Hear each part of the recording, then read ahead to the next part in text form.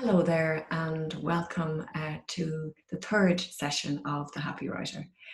I hope this week is finding you safe and well.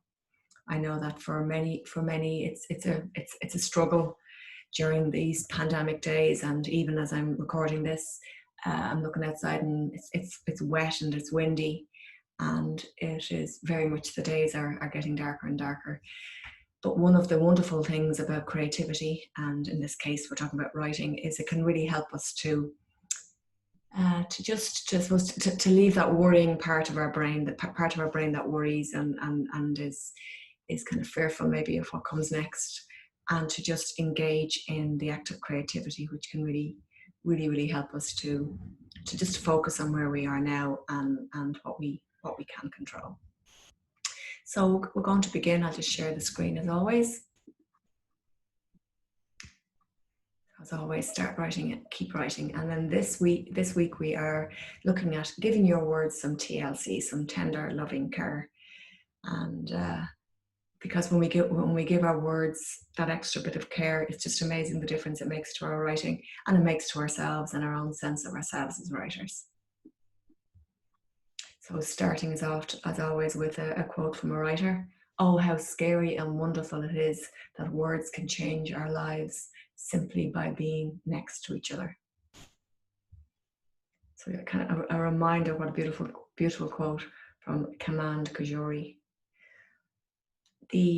One of the many wonderful things about writing and all creativity is that when we're engaged in it, there's a lovely sense of connection. And I think this quote really highlights that, doesn't it? Is that our lives can be changed by the words that we read. And as the words are kind of next to each other as we read, we don't feel alone, because we're engaged in the world of the writer, and we're engaged in the world of words, which connects us and joins us all together. So it's really powerful.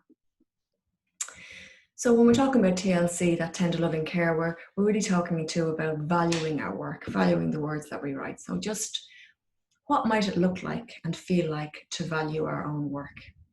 So even if we're just beginning out in our writing, what might it look like if we really put a value on our words?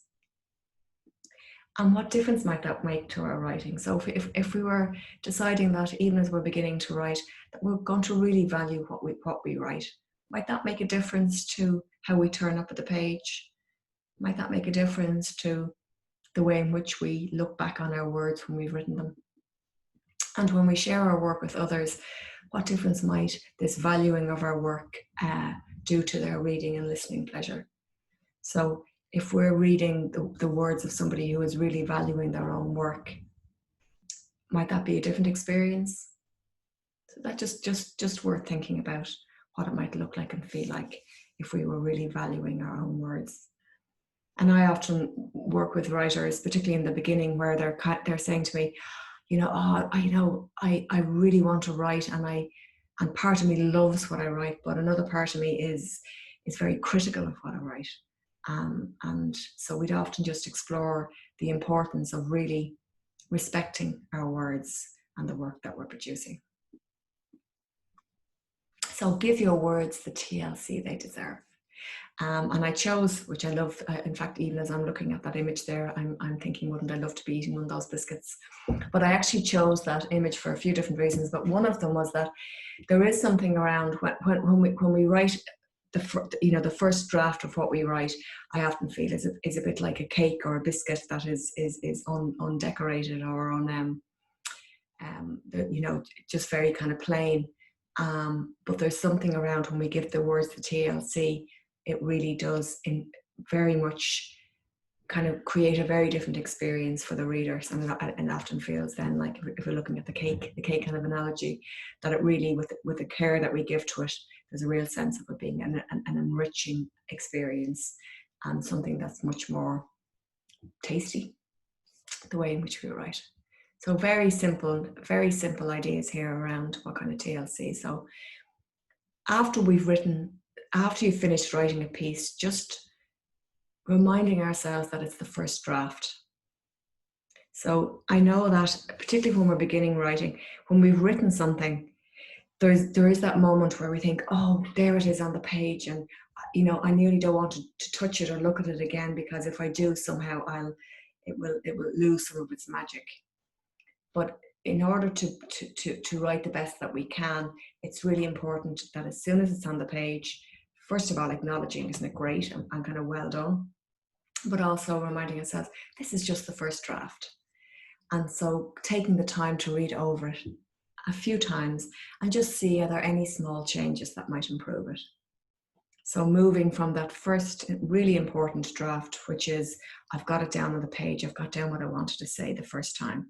That's fantastic. And as I said, acknowledging that, but then going back and reading over it respectfully and just saying, reading it, thinking, are there any small changes I can make to improve it? And inevitably, there will be something small that we can change that maybe make it a better second draft. And the second thing is read over it again, but this time read out loud.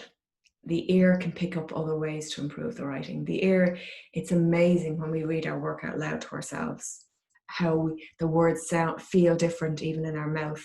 And often if a sentence isn't flowing, we mightn't catch it when we're reading it kind of in our heads, but when we read it aloud, it might actually catch us, or a word might catch us, or as we read it aloud, there's just that, oh, I didn't notice that I've used that same word twice or 3 times.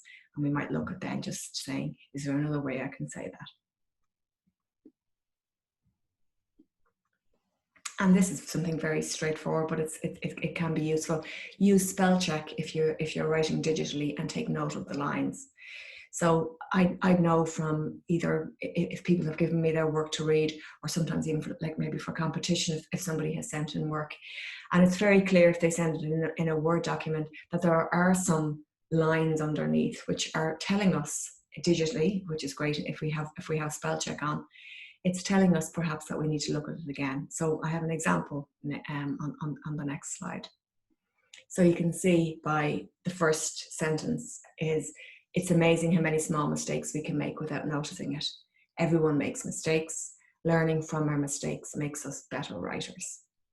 So if we go back over that and we see, okay, I can see that the blue line, which is telling us that there's something in the grammar, so maybe it isn't ITS. Maybe in fact it is amazing. So then we can abbreviate it to IT''S. And the same with without has a red line underneath it. So it's suggesting that it's a misspelling. So we can look at that again and see, okay, what might the spelling be? And without noticing it, you'll notice that there is actually that I put the space, the full stop, I left a space between the end of the sentence and the full stop. So that just needs to move back. And then everyone makes mistakes, and that's fine, isn't it? And learning from our mistakes. And again, you can actually see what's happening here is that form is obviously a word too, but it's not the right word there. The right word there is from. So you can just see in the second iteration of it, it's amazing how many small mistakes we can make without noticing it. Everyone makes mistakes. Learning from our mistakes makes us better writers. And in this case, you can see that we've no lines underneath. So at least we know that there aren't the kind of grammatical or spelling mistakes that were in the first one. And remembering that we're not just doing this for us, is that if we're asking somebody else to read our work and to enjoy our work, is that it can actually kind of catch in people's kind of, as they're reading it, it can catch if there are too many kind of grammar or spelling mistakes. And don't worry if spelling is something that you struggle with, that's no problem at all. It is about using spell check, or it can be then about giving it to somebody that you trust, perhaps who's a good speller, and they can go through it for you as well. Many of the great writers find spelling and grammar not easy, but it is about kind of learning as we go along and sometimes getting support. So give not just your words, but give your writing the TLC it deserves. So what do I mean by that? So after we've written our words on the page, what can we do in order to make sure that we're continuing to look after the words and give it the tender loving care?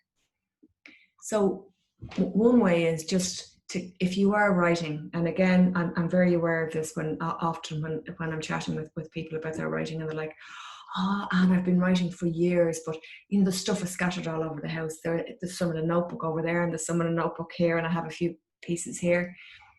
And one thing we know is that if we are looking kind of to take our writing seriously, and we're looking to build up a body of work with our writing, it's really useful to keep our writing in one place, whether it's in a notebook or in pages in a folder. So if you're not working on a computer and you're working in notebooks, just keeping them all together, maybe in the one box.